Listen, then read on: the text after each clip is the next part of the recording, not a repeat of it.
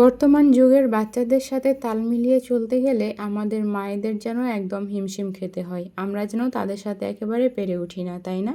আসসালামু আলাইকুম এভরিওয়ান, কি অবস্থা সকলের? আশা করি সকলে খুব ভালো আছেন। আলহামদুলিল্লাহ, আমি আপনাদের সকলের দোয়া ও শুভকামনায় খুব ভালো আছি। চলে আসলাম বরাবরের মতো নতুন আরও একটা ভিডিও নিয়ে। আজকের ভিডিওটা আহামরি সেরকম কিছু না, তবে রেগুলারের চেয়ে একটু ডিফারেন্টভাবে বানানোর চেষ্টা করেছি। এই যা, তো চলুন এত কথা না বলে আমরা মূল রেসিপিতে চলে যাই। তো আজকে আমি এইখানে কড়াইয়ে অল্প একটু তেল দিয়ে সেখানে দিয়ে দিয়েছি 1 মুঠ মতো পেঁয়াজ কুচি, তারপর সেইখানে কয়েকটা রসুনের কোয়া একটু ছুলে দিয়েছি।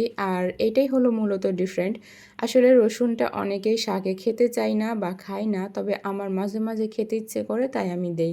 তো ভাবলাম কেননা এটাও একটু শেয়ার করে রাখি, যেহেতু ভালো মন্দ প্রায় অনেক কিছুই আপনাদের সাথে শেয়ার করি, এই জন্যেই আর কি। তো তারপর সেইটা একটু ভাজা ভাজা হয়ে আসলে আমি সেইখানে আগে থেকে কেটে ধুয়ে রাখা শাকগুলো দিয়ে দিলাম। তারপর শাকের উপরে আমি দিয়ে দিলাম স্বাদ মতো লবণ, হাফ চা চামচ মতো হলুদ গুঁড়ো আর 1/3 চা চামচ মতো জিরার গুঁড়ো। জিরাটা আমার আসলে খেতে খেতে অভ্যস্ত হয়ে গেছি, আমি এখন যে কোনো খাবারে জিরাটা ইউজ করি। তবে এটা অবশ্যই অপশনাল, আপনারা যারা জিরা পছন্দ করে না তারা অবশ্যই অ্যাভয়েড করে যাবেন। তারপর আমি ঢাকনা দিয়ে ঢেকে মিডিয়াম টু লো হিটে রেখেছিলাম বেশ কিছুক্ষণ। এরপরে শাক থেকে বেশ কিছুটা পানি বের হয়ে আসছে, আর দেখতেই পাচ্ছেন শাকটা একদম সেদ্ধ হয়ে আসছে। আমি এ পর্যায়ে দিয়ে দিচ্ছি আরও 1 কাপ মতো পেঁয়াজ কুচি।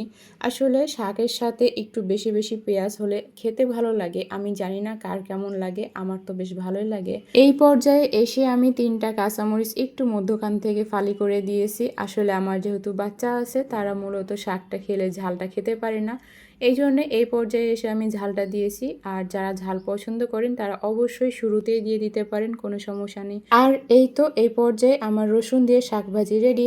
টাটা।